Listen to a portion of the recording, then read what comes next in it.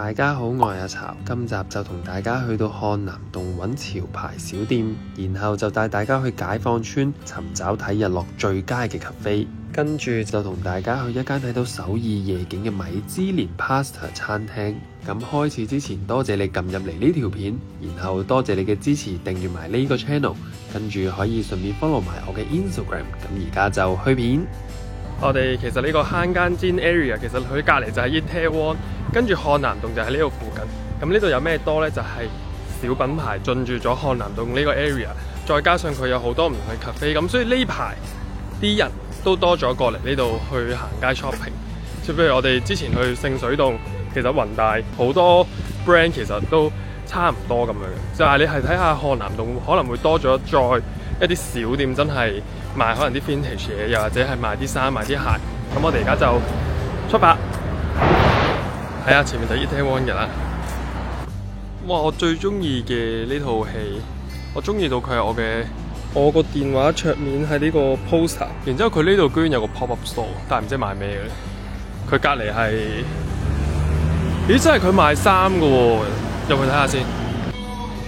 佢係賣緊呢個 T-shirt。前面係咁，我覺得呢件幾靚，但係着上身好似好誇張。我覺得呢個就誇張啲咯，成個彩色印仔。我個海報 poster 呢度坑間煎一路行大街，跟住行呢條小路落嚟，就會開始有好多鋪頭。呢度其中一間潮牌，但係其實佢禮拜一係冇開，我想講冇開。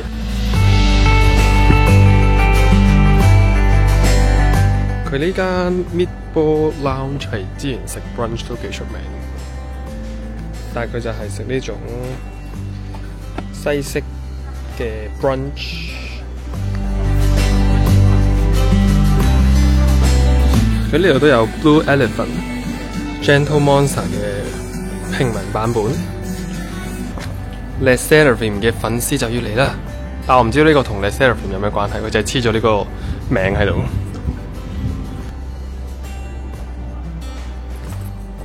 有度唔好就係禮拜一嚟，好多鋪頭都冇開啊！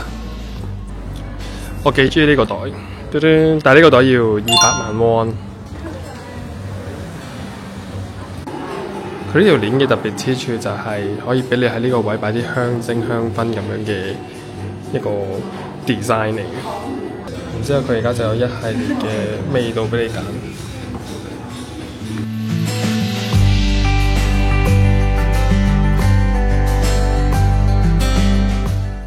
呢間 On The Spot 係我以前喺韓國嘅時候都有好中意喺度買鞋，因為佢啲波鞋係非常之特別嘅款嚟。呢啲鞋咧，我覺得都幾靚。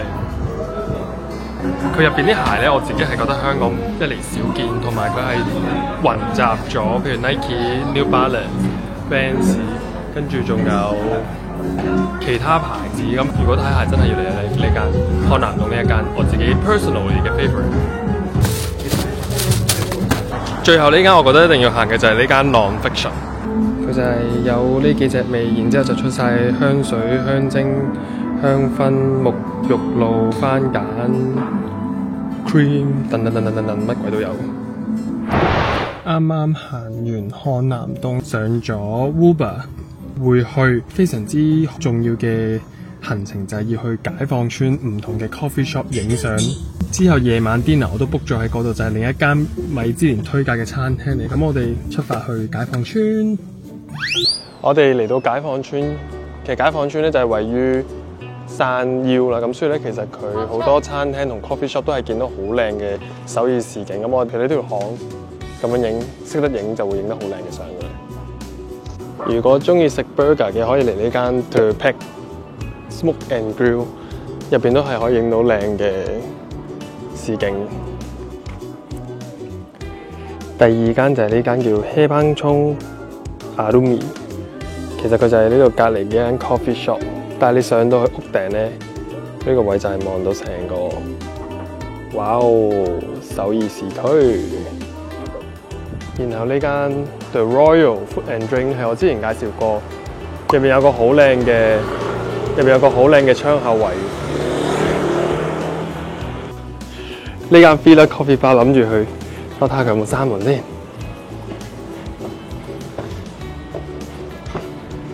Oh GG， 佢今日閂咗門，但係佢入邊呢個景咧就係望到市區㗎啦。另一間就係喺大街上面叫 Old Eat 嘅 cafe， 其實佢上面咧 rooftop 就係可以見到成個首爾市區嘅夜景。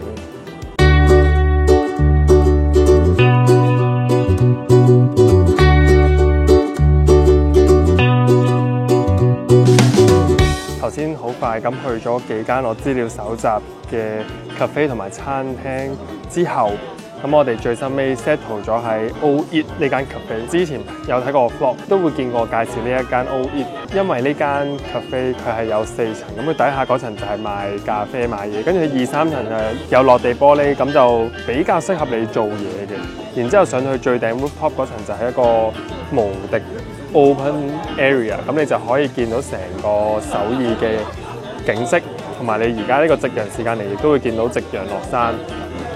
咁但係唯一唔好處就係其實都幾多人，因為呢度真係幾 popular， 好多人都會揀嚟呢度睇夕陽。一嚟地方大啲，同埋佢係真係喺天台上面望出去，咁所以你睇到嘅景色就開揚好多。嗌咗2杯嘢飲，非咖啡嘅飲品，亦都有啤酒可以俾你揀。除咗甜品嗰啲 croffle 之外，佢仲有炸薯條、有熱食嗰啲。咁所以 Old Eat 提供嘅食物種類同埋嘢飲種類係比較相對上係多少少。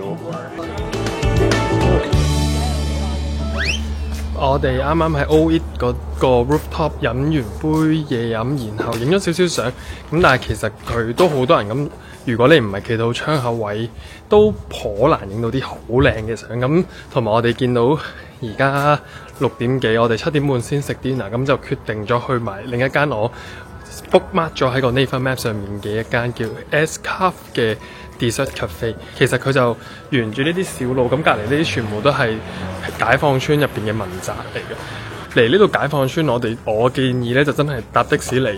如果你揸車就千祈唔好過嚟解放村，因為佢一嚟去好難揾到泊車嘅地方，同埋佢啲路好窄啊。頭先其實經過都見到佢有幾架的士咧，若各不相讓啊，或者俾啲好窄嘅位，其實大家行得好辛苦。咁所以最好就係嚟坐的士，就係呢一間啦。呢間就係我想去嘅 Escarf 啦，呢度都影相都係非常之不錯。咁我哋而家入去睇下先。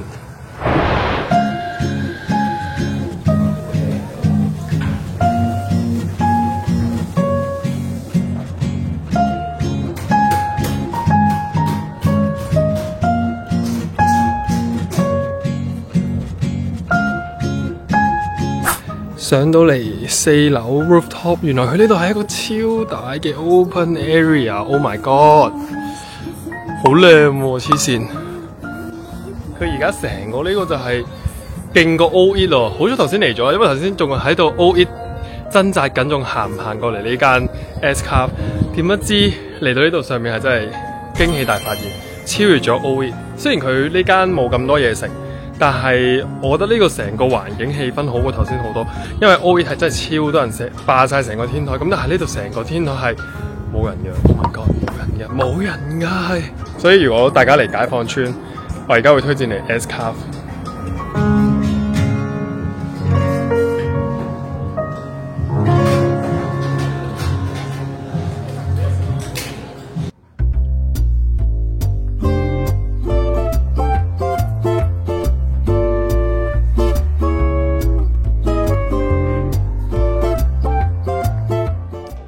我哋坐低咗喺呢一間 Egg and Flower 食西餐嘅一間餐廳，咁其實佢都係解放村嘅附近，咁所以我哋頭先喺個 cafe 行過嚟，其實行咗6至7分鐘左右就已經到咗呢間餐廳。當初揀嘅原因就係因為我見到佢係米芝蓮推介2024年，咁啱啱新鮮出爐，同埋佢啲嘢食都係影相係幾靚，咁所以就揀咗呢一間。佢呢度你就可以揀係坐室內或者坐呢個 terrace 佢嗰個 open 嘅 area， 咁就會見到出邊嘅夜市，同埋你見到右手邊就係南山首爾塔。然後我當初 book 呢間餐廳嘅時候，就係另一個大家嚟韓國一定要 download 嘅 app， 就叫做 Catch Table， 等啲外國人都可以唔識韓文嘅情況下都 book 到韓國嘅餐廳。咁就嗌咗幾個小食，同埋嗌咗2個 pasta， 再加咗一杯酒。咁我哋就轉頭睇下啲嘢究竟好唔好食。감사합니다。 위에 감태고요. 치즈랑 감태 같이 드시는 게 좋아요. 네, 감사합니다。佢話呢個就係撈埋一齊食就 very good。第一個就嗌咗呢個 burrata cheese， 上面就係一啲紫菜，咁佢就話撈埋一齊食就非常之好食。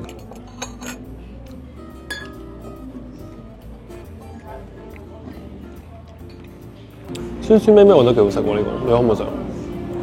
我都幾中意，我自己中意食紫菜，又中意食 burrata cheese， 2個加埋就 perfect。呢杯咁樣佢就 today weight 咧就係20000 won 一杯，幾好食喎！我覺得呢個。我中意食佢 burrata cheese。佢有介紹呢間餐廳，佢就係講緊佢呢度嘅嘢食同佢個名一樣，都係用緊蛋同埋麵粉，專門用嚟整 pasta 嘅一間專門店。咁然之後，佢話喺解放村呢個咁複雜嘅小巷入邊，入到去咧就會有個好靚嘅 terrace 同埋一個位置俾你睇到好靚嘅 Itaewon 嘅市景啦。佢就係話用咗韓國傳統嘅一啲調味料，加入咗佢呢個 pasta 嘅元素啦。係咪聽到都好吸引呢？第2個上菜嘅就係佢呢個麥汁意大利粉。咁佢有提我哋話，因為上菜如果吹乾咗，佢就會好結，咁就提我哋咧要盡快撈埋一齊食。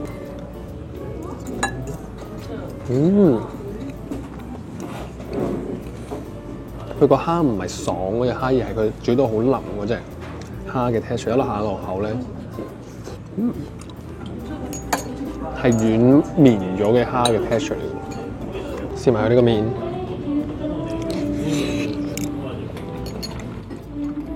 佢個麵係好似啲伊麵好 Q 彈嘅質地，但係佢就好幼。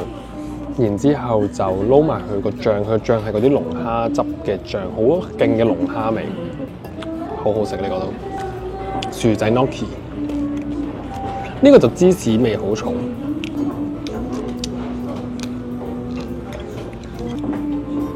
但係呢個就好蝦人食，因為佢個芝士味好重。如果唔中意嗰陣味，就應該覺得一般。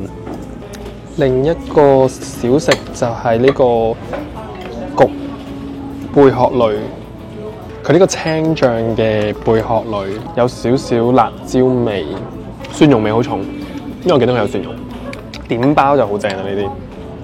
跟住最尾一道菜，我就係嗌咗個 menu 上面佢話炒小烏刷炒菜，咁佢就有個 pickle 醬係我 miss 咗佢話係邊個整成㗎啦。咁跟住佢就話啲洋葱，跟住仲有佢嗰啲小魷魚，你就可以撈埋佢嗰隻醬一齊食。有蒜蓉，然之後有蘑菇，咁你就撈埋一齊咁樣食。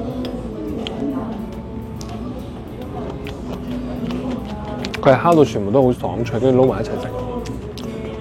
係嗰啲黑橄欖醬嘅味，撈埋啲菜一齊食。好得。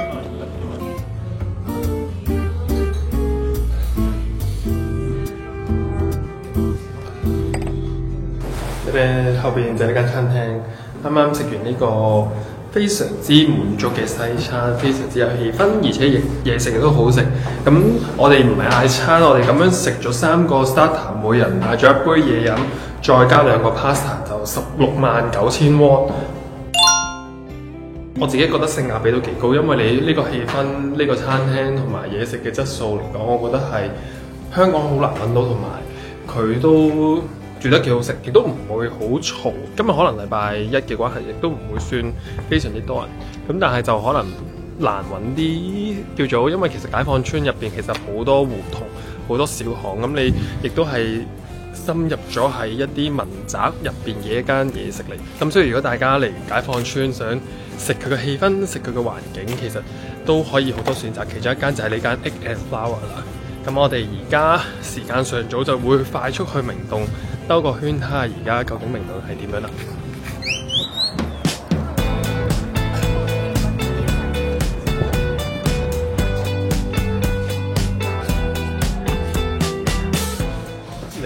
洞第一個睇嘅鋪頭又係 A 零，其他其實好多都係化妝品、skincare product 咁，但係自己今次嘅目標就唔係想買嗰啲，都係諗住嚟睇下衫褲鞋襪。雖然我哋話大都行咗 A 零，而呢一間 A 零，我覺得佢好似排得仲整齊過宏大，因為佢啲衫同埋佢啲 brand 擺出嚟啲款同宏大有啲唔同，同埋佢好似多款過宏大。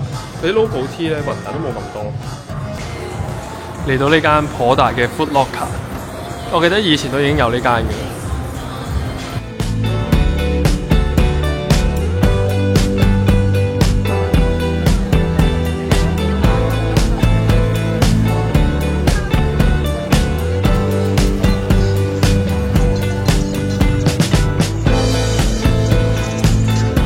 有呢一間宏大嘅鋪頭，但係宏大間係細間啲，呢間真係旗艦店咁樣，都幾多款呢度。呢間鋪頭隔離就係 Emis， 又係旗艦店咁大，冇乜款剩嘅帽，賣得七七八八，全部都喺正明洞嘅 Emis 咧就好多旅客，咁所以其實相對嚟講就係，即使佢鋪頭好大，但係佢好多嘢咧都會俾人好快咁掃清光。咁如果真係要買咧，都啲自己想要嘅，冇可能要去其他大啲嘅 Emis。今次翻嚟明洞，真係覺得呢度改頭換面，變得生氣勃勃。下一集就會同鄭金玲去尋找櫻花樹。咁多謝大家睇到最後，記得 subscribe 我嘅 channel。我哋下條片再見。